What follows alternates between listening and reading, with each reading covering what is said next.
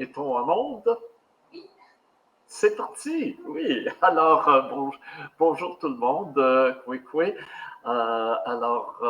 Aujourd'hui, Alexandre Nequado n'est pas avec nous. C'est une bonne nouvelle, dans ce sens qu'Alexandre est maintenant papa. Donc, il est avec sa bien-aimée et son nouveau fils, tout frais livré.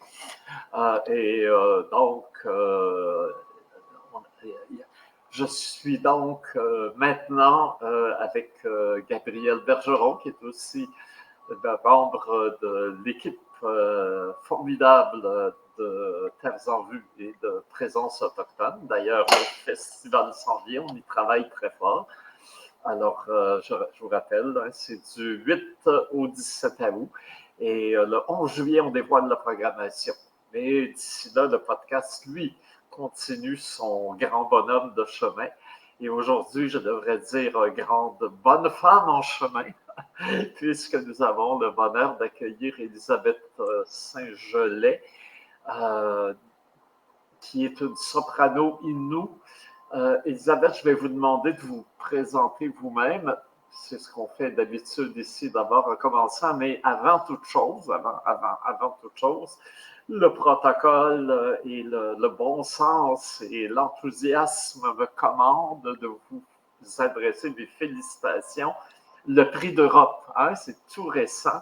C'est un très grand prix, c'est une compétition difficile.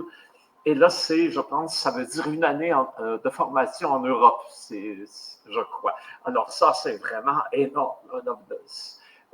J'insiste parce que nos auditeurs ne sont peut-être pas familiers avec l'univers de la musique classique, mais c'est vraiment un très, très, très grand prix et ça mérite des très, très, très grands bravos en conséquence.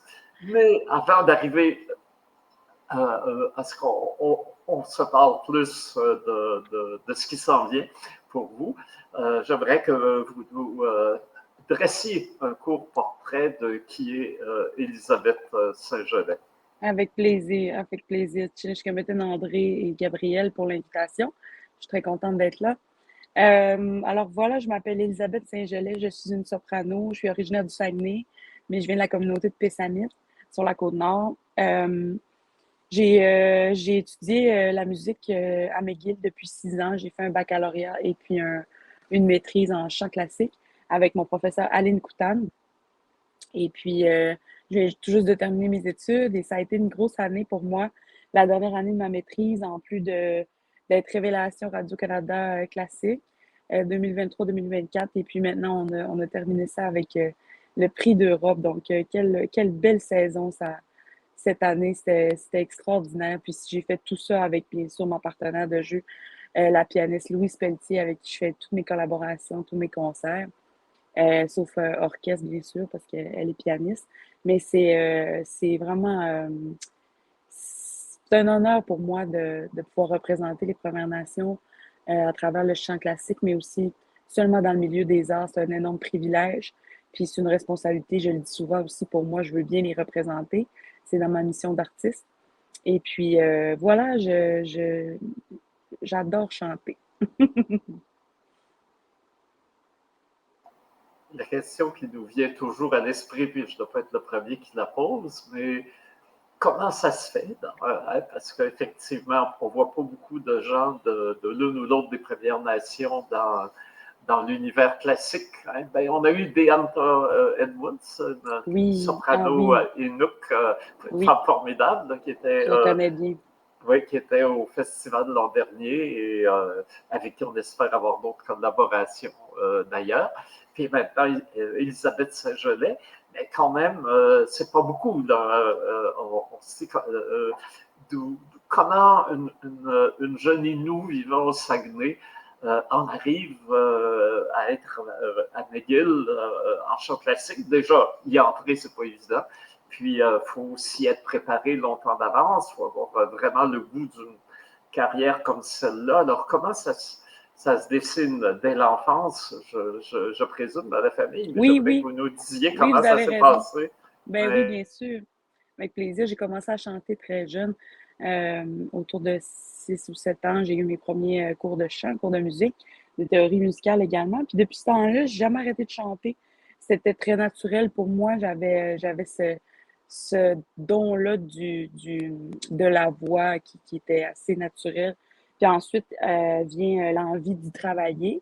C'est sûr que quand on a de la facilité dans quelque chose pour un enfant, une adolescente, ben on a le goût de continuer, on a le goût de plonger vu qu'on n'a pas trop d'embûches.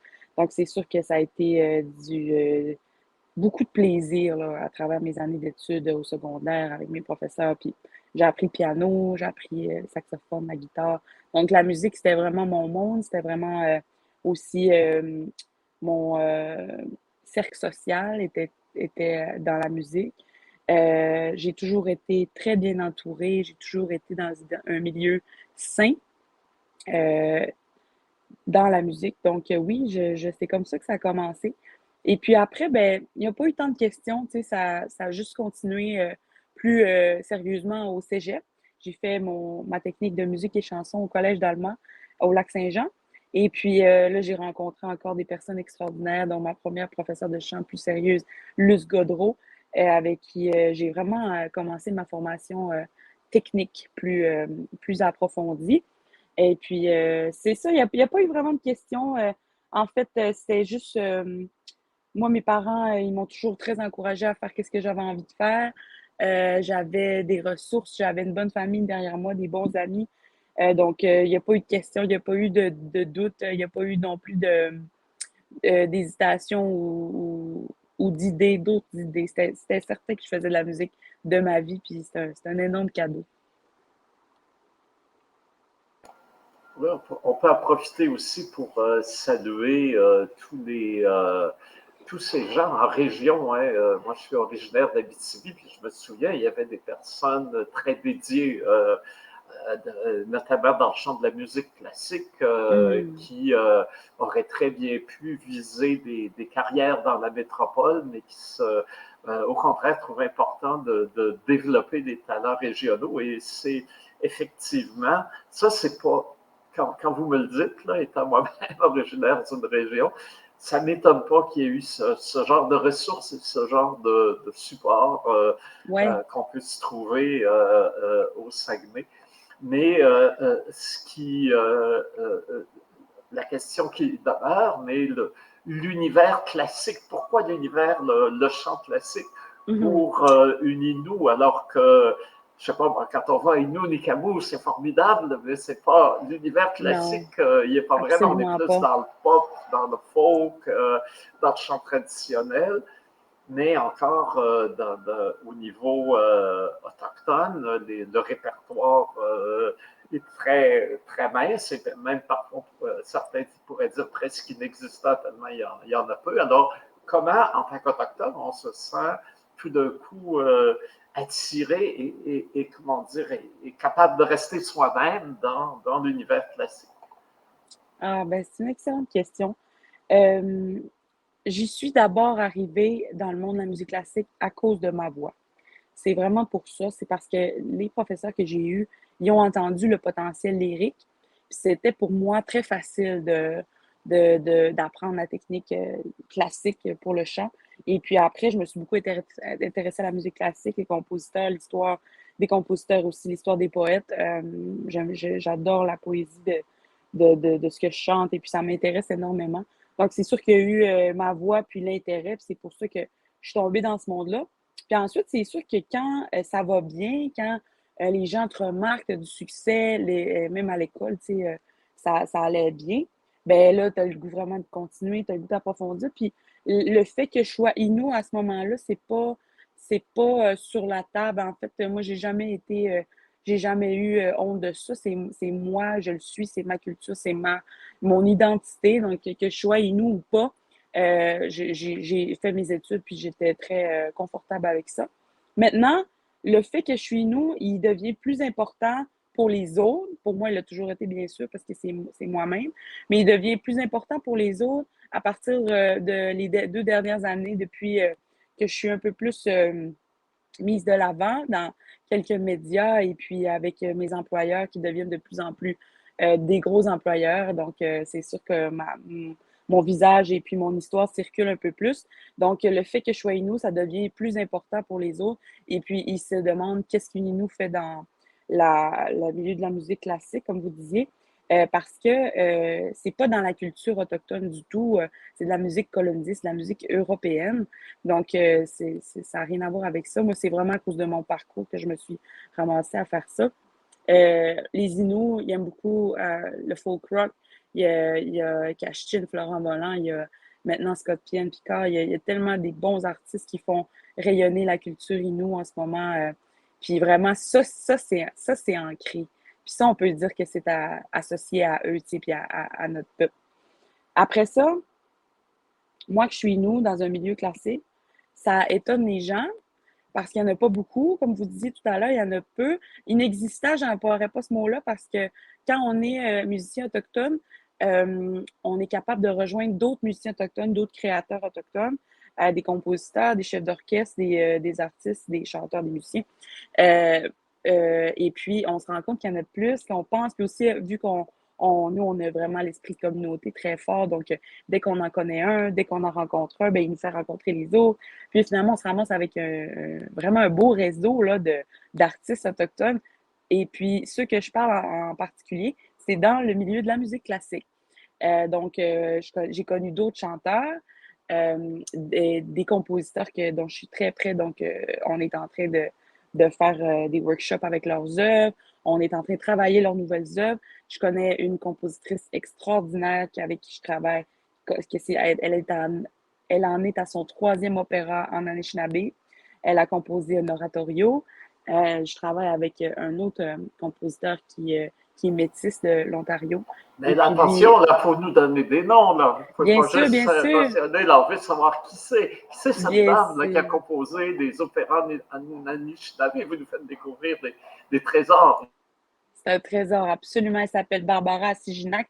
Je l'ai rencontrée il y a quelques années à Hamilton parce qu'on faisait un workshop sur ses nouvelles œuvres.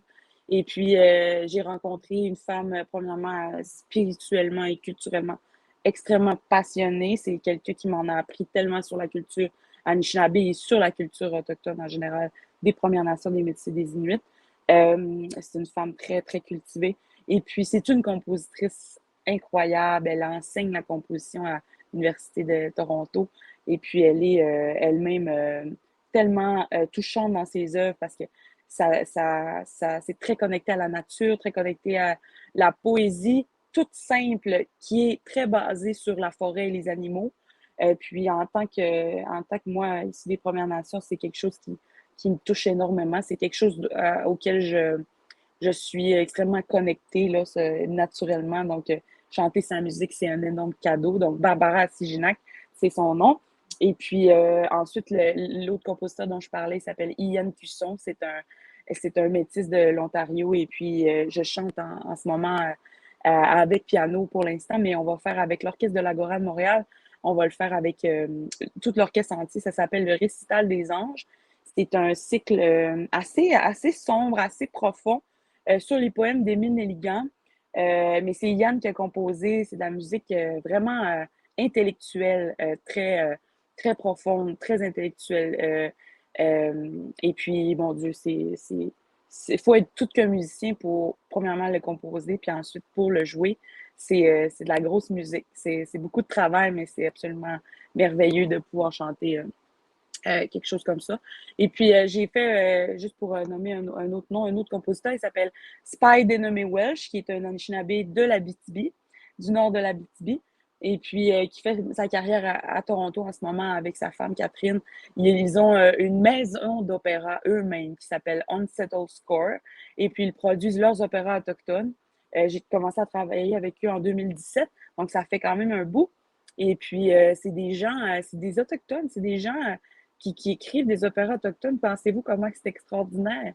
Comment que maintenant, avec l'ère de la réconciliation puis de la vérité, puis l'engouement, l'effervescence qu'il y a pour la culture des Premières Nations, euh, de pouvoir découvrir des œuvres comme ça, découvrir ces arts-là qui étaient méconnus, que vous pensiez même tout à l'heure qui étaient inexistants, ben non, il y en a, tu sais, fait que c'est vraiment merveilleux.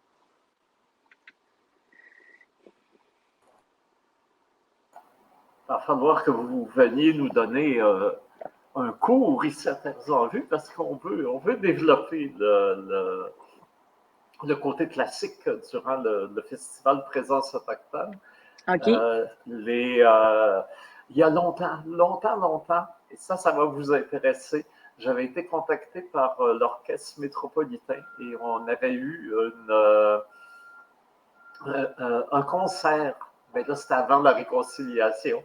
Et on avait eu un concert et il y avait Tara-Louise Montour, qui est une violoniste classique mohawk originaire de Ganawagi, qui jouait donc avec l'Orchestre métropolitain. Et il y avait aussi Brenda Gabriel, qui avait un groupe dont j'ai oublié le nom, qui faisait des chants traditionnels mohawk de la Maison Longue et qui était aussi du concert. Je pense qu'il y avait 15 personnes dans la salle. Ça ne devait pas soulever des foules. Et c'est dommage parce qu'il y avait une très belle interprétation de la Symphonie du Nouveau Monde de Dvorak, où, paraît-il, on entend les tambours autochtones. Il faut avoir une meilleure oreille que moi parce que je ne les entends pas. La pièce est magnifique quand même.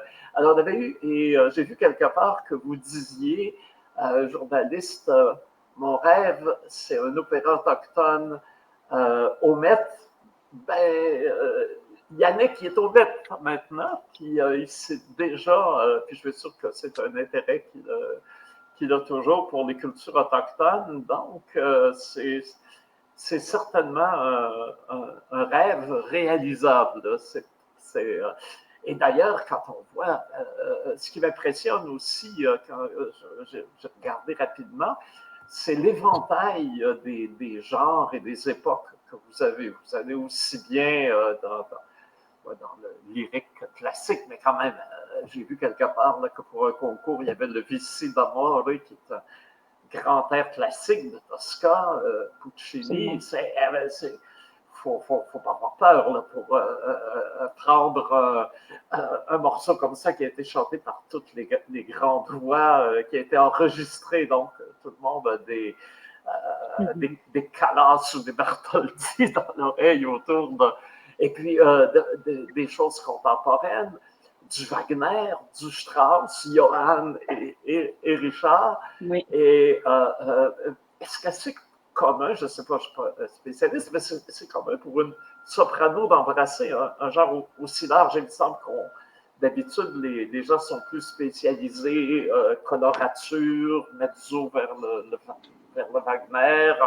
Et vous, il semble que vraiment, là, il n'y a pas de frontières.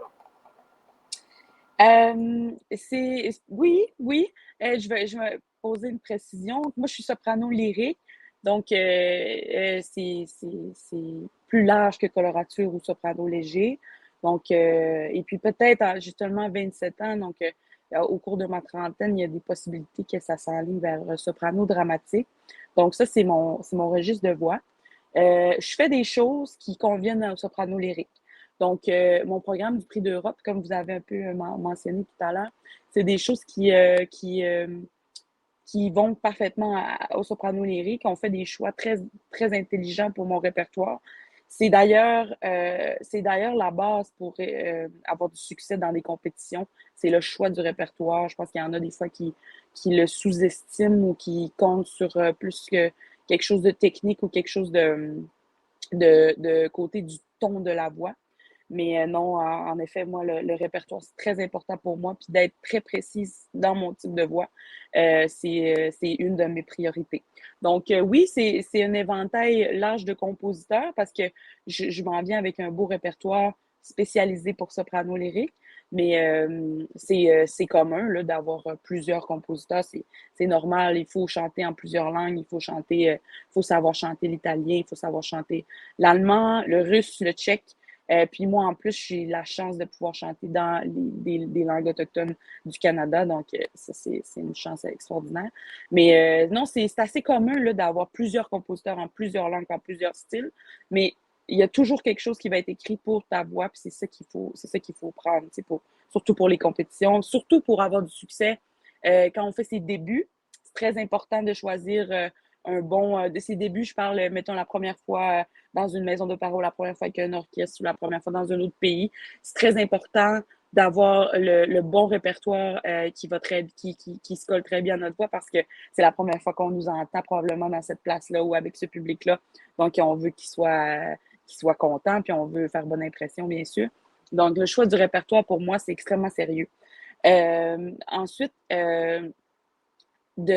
avoir la richesse de connaître les langues. Je pense qu'au début, quand on commence à chanter, on commence à étudier l'art lyrique, on se dit, ah mon Dieu, quelle montagne de travail, de langue que je vais avoir à faire. Puis personnellement, je trouvais ça un peu fantasque. Là. Je suis comme, mon Dieu, ça va être tellement difficile, ça va être tellement beaucoup de travail. Mais bon, on y va, c'est ça que je veux faire, il faut le faire. Mais après ça, quand tu en apprends une, tu en apprends une autre, tu en apprends une autre, ça va tellement bien, ça forge le muscle de la langue. Puis après ça, on fait des voyages, on entend les accents, on travaille l'addiction, puis ça devient de plus en plus facile. Puis aussi, quand on a de la facilité, ça devient de plus en plus plaisant. Là. Donc, moi, apprendre les langues à travers mon travail, c'est vraiment un cadeau. En fait, mon travail, c'est un cadeau. Je suis extrêmement reconnaissante de ce que je fais, extrêmement contente des rencontres, des concerts que je fais, des invitations que j'ai, même d'être ici. Je suis tellement contente. Merci beaucoup encore, mais c'est vraiment c'est un très gros cadeau. Oui, puis déjà des rôles titres. J'ai vu que vous avez joué Eurydice là, dans l'opéra de Gluck. Ah, Oui. quel opéra magnifique! Là. Je ne connais pas tous les opéras, mais celui-là, pendant la pandémie, là, j'ai vu la version du Met. J'ai Oui. beaucoup aimé. Et là waouh! Mais c'est quand même, faut y mettre, faut y trouver de la passion aussi. Parce que j'imagine, le Ah, choix bien du sûr. répertoire, ça ne peut pas seulement être technique, dire bon, voici ce qui convient à ma voix comme harmonisation, Faut l'aimer, orchestration. bien sûr. Faut Oui, l'aimer, puis mais oui. et en tout cas, j'ai écouté tantôt, on mettra le lien, là, mais sur YouTube, on vous entend chanter l'Ave Maria de Schubert, encore un truc archi connu, mais on sent vous y mettez de l'âme. Donc, j'imagine aussi dans le choix que vous faites, il doit y avoir quelque chose de plus profond que tout simplement l'aspect ceci convient à ma technique vocale. Quoi. Ah, ben bien sûr qu'il faut aimer la musique qu'on chante. Il faut l'aimer. Comme je disais, je suis tellement reconnaissante. C'est un vrai cadeau de découvrir des grandes œuvres. Je fais les Wesendonck-Lieder de Wagner avec un orchestre. C'est envoûtant. Là. C'est complètement magique comme moment. Pas grâce à moi, mais grâce à l'œuvre. C'est vraiment pour ça que c'est merveilleux. C'est pour ça qu'on fait ce métier-là. C'est à cause des œuvres, c'est à cause de l'amour de la musique. C'est exactement pour ça. Puis je voulais revenir sur tout à l'heure, vous m'aviez parlé de Yannick Oumet. Justement, Yannick, c'est tellement une grande inspiration pour moi. J'ai fait une masterclass avec lui il y a quelques années, puis ça a été un moment vraiment marquant dans ma vie. Ça a été la rencontre d'un homme aussi humble que intelligent et avec beaucoup de succès. Donc, puis ça m'a vraiment inspiré pour ma carrière d'être ce genre de personne-là, tu sais, qui a du succès, mais qui amène sa gagne avec elle, puis qui remercie beaucoup parce que je pense que le vrai succès, là, c'est de le partager avec les gens qu'on aime, de le partager avec ses collègues. Je pense qu'être au succès tout seul, ça doit être difficile, ça doit être triste.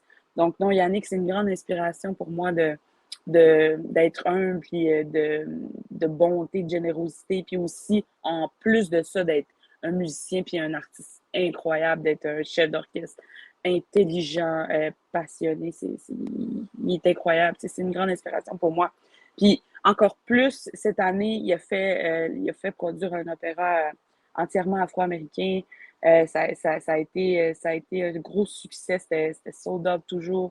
Il y avait des chanteurs tellement talentueux. Et puis, c'était écrit par un Afro-Américain. C'était l'histoire d'un Afro-Américain chanté que par des Afro-Américains.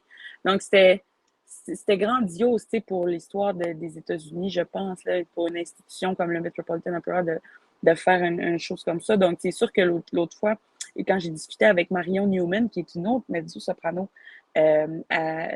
autochtone de l'Ontario qui anime maintenant le Saturday Afternoon à The Opera à CBC Music. Puis c'est là que j'ai fait une entrevue avec elle le 1er juillet.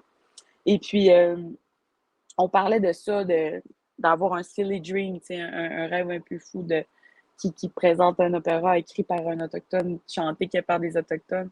Ça, je sais pas si ça se pourrait parce qu'on n'est pas tant que ça, mais imaginez qu'il y ait ça parce que New York, c'est vraiment pas loin du Canada, puis il y en a beaucoup aussi des autochtones aux États-Unis.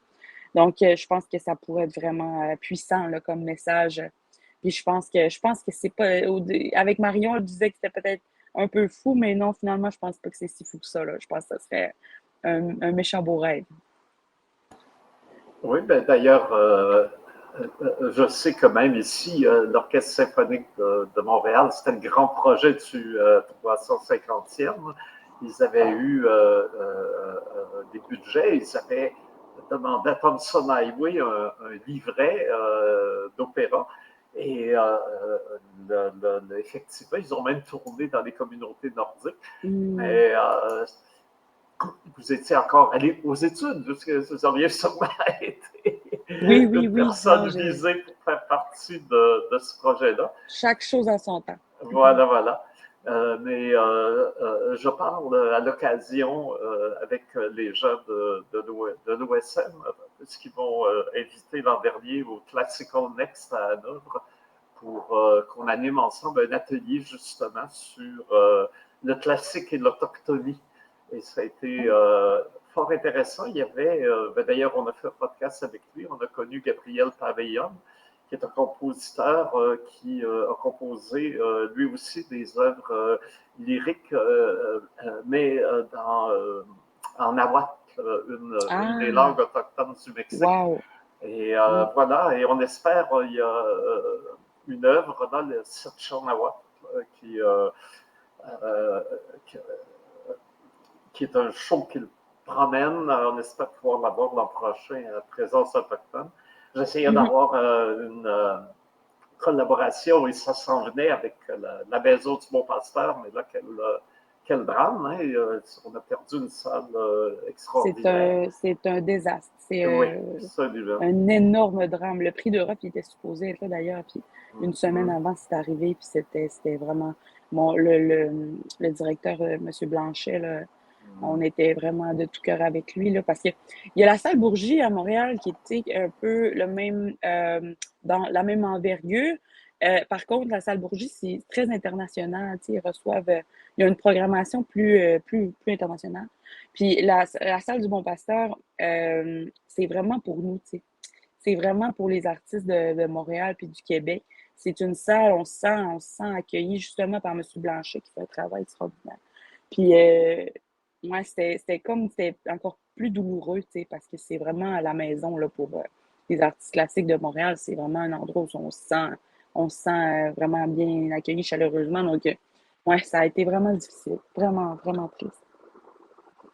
Oui, puis Bourget aussi, surtout si on veut faire du répertoire contemporain où le public est plus difficile à rejoindre, c'est une très grande salle. Absolument. J'ai Vous vu avez raison. un concert là, avec justement le nouvel ensemble moderne, magnifique d'ailleurs, et la salle n'était pas pleine. Il y avait du monde, là, mais c'était pas vide.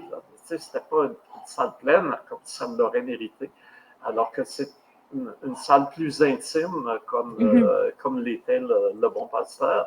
Ouais. Là, on l'a rempli, puis là, il y a tout, on a tout ce plaisir là, collectif d'être emportés ensemble au coude à coude. Il y a là un bonheur que permettait cette salle. En plus, évidemment,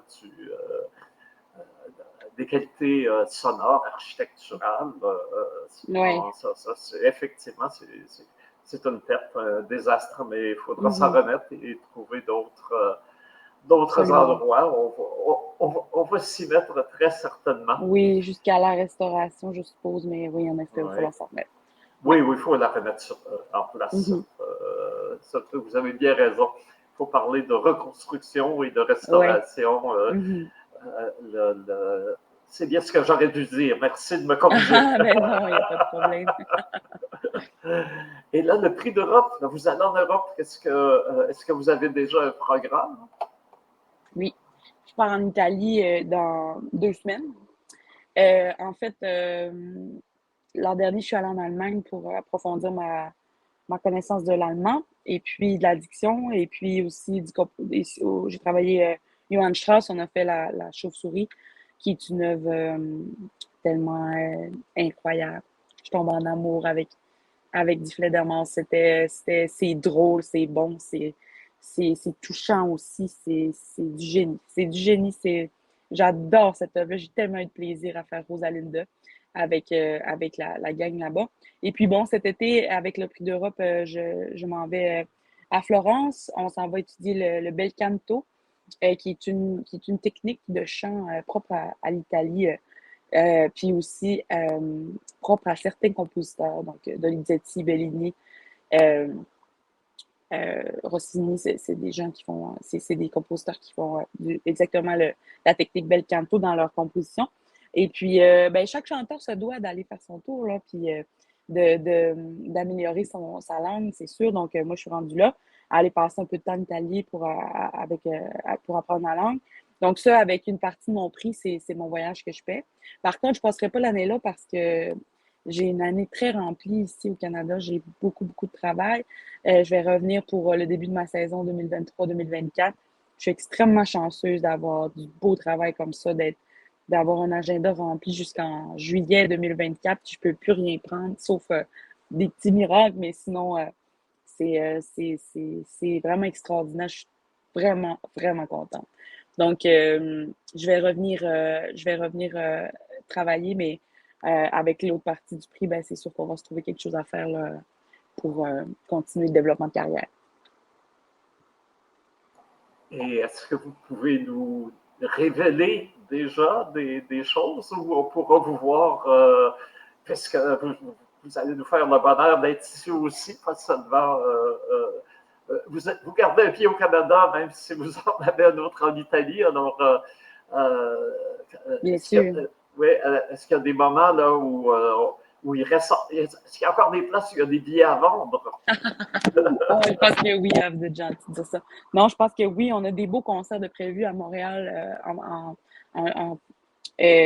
en majorité. Justement, en parlant de la salle Bourgie, le 30 septembre, la journée de la réconciliation et de la vérité, la salle Bourgie a fait une commande à Barbara Siginac, dont je parlais tout à l'heure. Elle compose une musique sur le poème de la poétesse Inou Maya Cousineau Mullen, qui est une poétesse vraiment extraordinaire. Et puis, moi, je vais chanter ça au Musée des Beaux-Arts de Montréal à plusieurs heures différentes de la journée. C'est une œuvre a cappella avec le texte de Maya et la musique de Barbara. Donc, ça va être, mon Dieu, j'ai hâte. Ça va être un moment, ça va être plusieurs moments dans la journée et je suis certaine que ça va être rempli d'émotions pour cette journée vraiment spéciale, très spéciale pour moi, spéciale pour ma famille, ma communauté, puis j'espère spéciale pour même beaucoup d'Allochtones. C'est une journée très importante maintenant, puis il faut la célébrer, il faut être conscient que cette journée-là, grâce à Joyce, elle est devenue significative, puis c'est important de la considérer. Ensuite, si on continue dans l'automne, j'ai un très beau concert avec l'Orchestre des Jeunes de Montréal, que je vais faire Tchaïkovski, donc la scène de la lettre, Tatiana Letter Scene, que ça s'appelle. C'est un air d'opéra entièrement en russe qui dure 16 minutes. Donc, on va faire ça avec l'orchestre, ça va être extraordinaire. Puis eux, ils ont un beau programme pour compléter la soirée avec Wagner et puis Shostakovich. Et puis, on continue vers la fin novembre avec l'Orchestre d'Agora qu'on va présenter justement le cycle que je parlais tout à l'heure de Ian Cusson, qui est sur des poèmes de Émile Nelligan. Donc, on présente ça pour la première fois avec orchestre. C'est la toute première fois qu'il va y avoir eu orchestration sur cette musique-là. Donc, je pense que ça va être très, très intéressant. J'ai été invitée, je suis tellement contente, j'ai tellement une belle invitation de l'Orchestre de l'Agora pour le Gala de la Terre, qui est un gros événement qu'ils font souvent. Et puis, c'était tellement engagé comme événement. j'apprécie énormément Nicolas Ellis, le chef, parce que son orchestre s'est trouvé une voie engagée socialement. C'est tellement rafraîchissant, tu sais, de voir des jeunes avec une voix qui s'en servent, là, qui vont chercher des causes, des choses comme ça. C'est tellement, ah, ça donne espoir, là, que l'art, ça fait vraiment la différence. Fait que ça, je trouve ça vraiment emballant. Donc, je vais être au Gala de la Terre. J'ai une tournée en Abitibi, justement, quand on parlait de l'Abitibi tout à l'heure. Je vais être à Amos, à Val-d'Or et puis à Rouen pendant 3 jours avec ma pianiste Louise Pelletier. Ça va être en mars. Et puis, j'ai plusieurs autres dates. J'ai avec l'Orchestre symphonique de la Côte-Nord. J'ai également avec l'Orchestre symphonique de Sherbrooke. Donc, une superbe saison, beaucoup de travail devant moi, beaucoup de musique, de la belle musique. Je peux pas demander mieux. Puis, toutes mes dates sont sur mon site internet qui s'appelle elisabethsaintgelais.com. Donc, on peut rien manquer si on est là-dessus. Puis, voilà. Oui, ben on va y aller, puis on va être attentif parce qu'on va. Gabriel Bergeron, là, qui dit pas grand-chose, mais qui n'en pense pas moins. C'est elle aussi qui s'occupe de nos réseaux sociaux. Alors, OK. on va bien laisser savoir parce que je suis sûr que là, il y a beaucoup de monde qui vont vouloir en savoir et en découvrir davantage. Mais j'aimerais que vous me parliez peut-être un peu vous disiez, l'orchestre de l'Agora, euh, euh, de leur engagement et comment ça vous touche. Alors, pouvez-vous nous parler un peu c'est quoi cet engagement et en quoi dans votre cœur solidaire va fort pour ce qui s'en vient? Oui, bien sûr, pas de problème. En fait, c'est sûr que moi, je travaille pas là, ni c'est ma première collaboration avec eux. C'est sûr que je les admire depuis un bout. Puis Nicolas Ellis, le chef d'orchestre, puis le directeur, il vient de Chicoutimi aussi, comme moi. Donc, ça fait longtemps, tu sais, qu'on se connaît. Puis, mais c'est juste que l'autre jour, je suis allée à leur lancement, tu sais, de saison, puis on a fait un événement parce que j'allais être dans la prochaine saison. Donc, j'ai chanté un peu, puis c'était un super bel événement dans justement, une bâtisse qui appartenait à un collectif environnemental. C'est vraiment, sont très engagés, premièrement pour l'environnement. Avec le Gala de la Terre, je sais que tous les fonds vont à des organismes environnementaux. Et puis, je sais qu'aussi, ils font des choses pour les enfants, ils font des choses pour les communautés un peu plus démunies. Ils s'engagent. Je sais qu'ils ont fait des concerts dans des milieux carcérales. Tu sais, sont très passionnés de musique, mais pour toucher les gens. Tu sais, c'est pas. Il y a comme une raison derrière ça. Puis il y a un concept, tu sais, que j'ai appris à l'école. J'ai fait un petit peu d'administration qui s'appelle l'entrepreneuriat social. Et puis, ben, on se rend compte que ça peut s'accorder avec toutes sortes de milieux. Tu sais, on pense peut-être que c'est juste ceux qui ont beaucoup d'argent qui pourraient faire une différence, ou des grosses entreprises ou des grosses industries. Mais non, regardez, finalement, un orchestre fondé à Montréal par des étudiants qui maintenant ont un énorme succès. C'est plus un orchestre étudiant du tout. Mais après 10 ans, ben, ils sont très engagés, puis ils en font une différence, c'est sûr, par la musique, par leur engagement, par leur message. Maintenant, Nicolas, il a une voix, puis Nicolas, c'est un chef. Il va aller tellement loin. Il est prisé par les plus grandes agences. C'est un homme, c'est un musicien extraordinaire. Donc, de voir quelqu'un avec une notoriété comme ça qui donne sa voix pour des engagements sociaux comme ça, c'est vraiment inspirant. C'est inspirant parce que, oui, c'est cool, on fait de la musique, c'est le fun, puis on est grateful, puis pas de problème, puis on a du fun de faire ça. Mais là, tu rajoutes une couche en plus. Moi, j'essaie de travailler pour que l'histoire des Premières Nations, il soit pas oublié, que ça soit mis sur la table, qu'on écoute les Premières Nations, puis surtout qu'ils se sentent en sécurité puis aimés dans notre société, pas juste en art, dans tous les milieux de la société canadienne. C'est vraiment pour ça que je travaille, pour les Métis et les Inuits aussi. D'ailleurs, ça, je trouve ça très important de toujours nommer les Premières Nations, les Inuits puis les Métis, ils n'en font pas partie, donc il faut toujours nommer les trois. Puis ça, ça fait tout ça, ça met encore plus de sens au métier qu'on fait. Encore plus. Donc, c'est pour ça que ça m'emballe autant de travailler avec Nicolas et son orchestre. Oui, d'ailleurs, ben, puisqu'on en parle, là, je ne peux pas me retenir. Là, je vais livrer un secret parce que c'est le Oui. 11 juillet qu'on annonce la programmation officielle de présence autochtone. Mais il y a en Bolivie un orchestre d'instruments natifs de Bolivie qui demande, Wow. qui utilise que des instruments fabriqués, livrés par des aînés de différentes nations autochtones de Bolivie. Alors, ils n'utilisent que des instruments très traditionnels issus des cultures autochtones du pays. Et c'est des auteurs contemporains qui composent pour Mm. l'orchestre. Et là, il y a un détachement de musique de chambre, parce que l'orchestre au grand complet, c'est un peu compliqué. Je pense qu'ils sont une trentaine à faire déplacer, ça aurait été compliqué.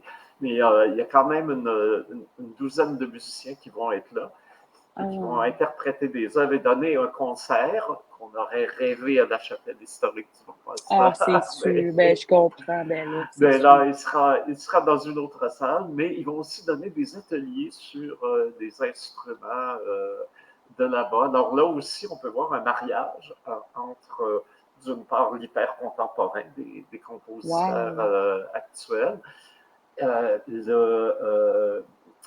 la tradition autochtone la plus ancienne et le classique. Alors donc, on peut C'est voir merveilleux. que Mm. oui, oui, effectivement, la musique crée des ponts Ah, elle est là formidables. pour ça, hein, c'est ça, on ne peut pas mieux Voilà, dire. C'est exactement pour ça que ça existe.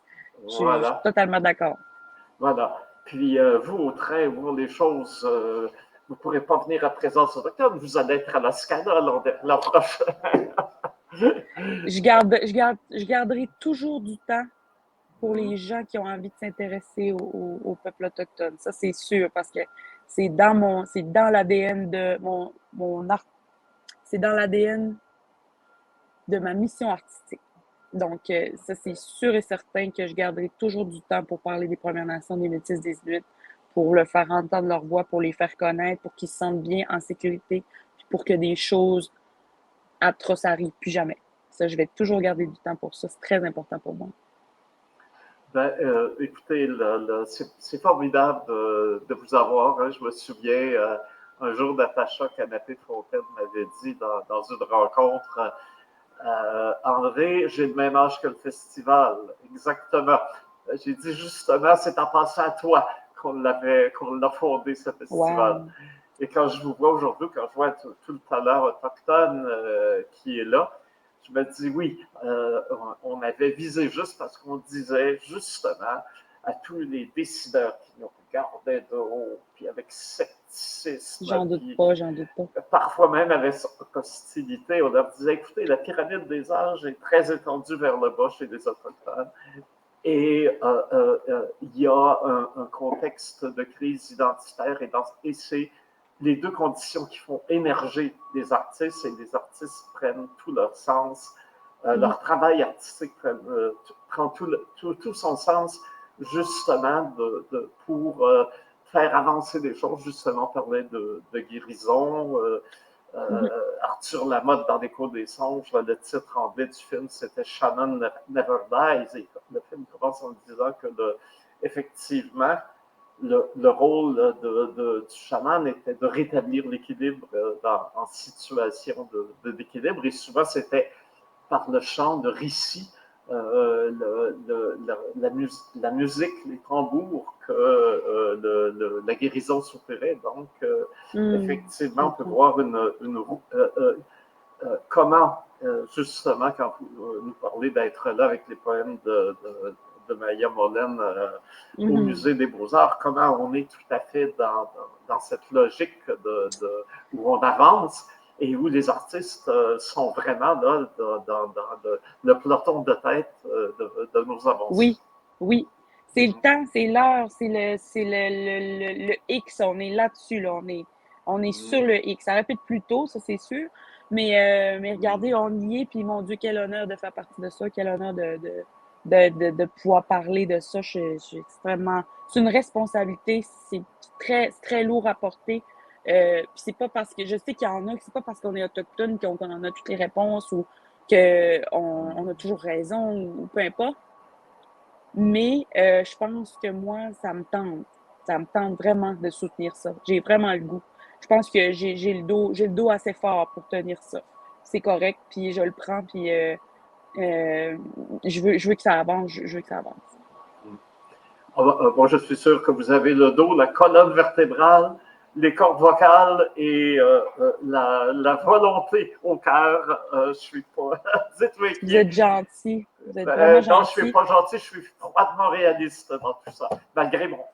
C'est sûr que j'y mets un peu d'enthousiasme, mais je Non, mais pense vous que c'est. savez, André, Oui, oui, les gens qui s'intéressent, qui font des festivals comme vous, qui s'en est toujours intéressé, tu sais, je pense aussi à Serge Bouchard, je sais pas si oui. ça vous dit quelque chose. Ces hommes-là ou puis ces femmes-là qui s'intéressent, qui tendent la main, qui ont envie de découvrir, puis qui vont toujours avec beaucoup d'amour puis d'amitié, ils font toute la différence. Fait que, tu sais, je suis tellement contente de voir que vous êtes investis comme ça. Gabriel aussi, puis tu sais, je vous remercie infiniment.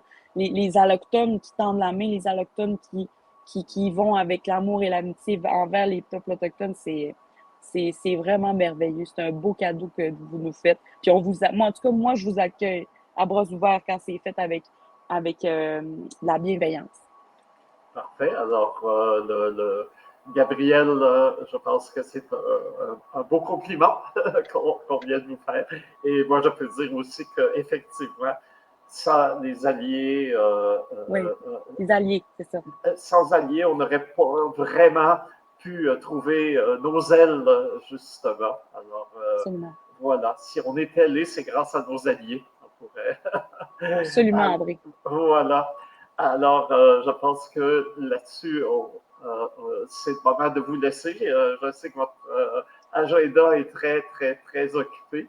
Et Oui. merci, Tsinish d'avoir pris ce temps pour partager avec nous. Le plaisir est pour moi.